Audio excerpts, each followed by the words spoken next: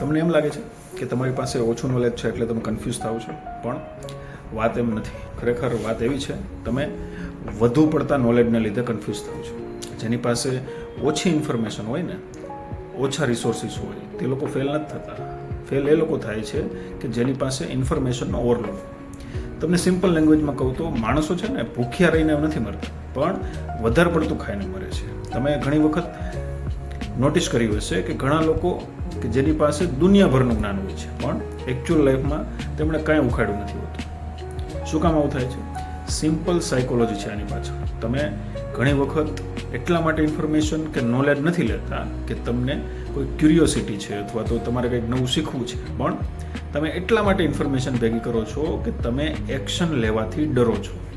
અને આ એક્શન ના લેવાના ગિલ્ટથી બચવા માટે મોસ્ટલી બધા લોકો મોટિવેશનલ વિડીયો જોવે છે, પોડકાસ્ટ સાંભળે છે અને કોઈ બિઝનેસ આઈડિયાની ચર્ચા કરે છે વગેરે વગેરે.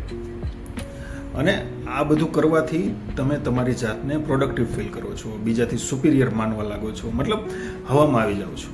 હવે આની પાછળનું રીઝન એ છે કે આપણા મગજને આ બે વસ્તુમાં ખબર નથી પડતી કે આપણે એક્શન લીધું કે ઇન્ફોર્મેશન ભેગી કરી. અને એને તો એમ જ લાગે છે કે આપણે કંઈક કામ કર્યું છે, પણ રિયાલિટી એ છે કે એક્શન લેવા એક કન્ઝપ્શનની હારે, મતલબ કન્ટેન્ટ કન્ઝપ્શનની હારે ક્યારેય ન આવી શકે. શું કામ? કારણ કે વિધાઉટ એક્શન તમારી કન્ડિશનમાં કોઈ પણ ફેરફાર થવાનો નથી, ચાહે તમે દુનિયાભરનું જ્ઞાન ભેગું કરી દો.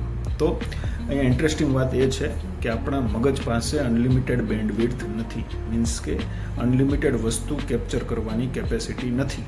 માટે તમે વધારે ઇનપુટ આપશો તો એની પાસે વધારે ચોઇસ બનશે, અને વધારે ચોઇસ બનવાથી મગજની ઉપર કોગ્નિટિવ લોડ વધશે, અને તેનાથી આવશે કન્ફ્યુઝન અને લેક ઓફ ક્લેરિટી.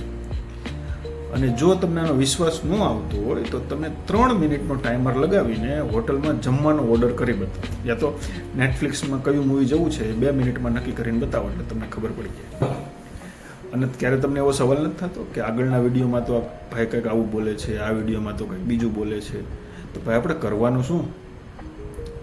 આપણું મગજને કોન્ટ્રાડિક્શનના સ્ટેજમાંથી, મીન્સ કે વિરોધાભાસી સિચ્યુએશનમાંથી ટાળવાનું છે. અને વધારે પડતા ઇનપુટના ઓપ્શન નથી વિચારવાના, પણ ખરેખર શું નથી કરવાનું એના ઉપર ધ્યાન આપવાનું છે. તો આ બધું સાંભળ્યા પછી તમને એવું થતું હશે ને કે આપણે કરવાનું શું? તો હું તમને કહું આગળના વિડીયોમાં.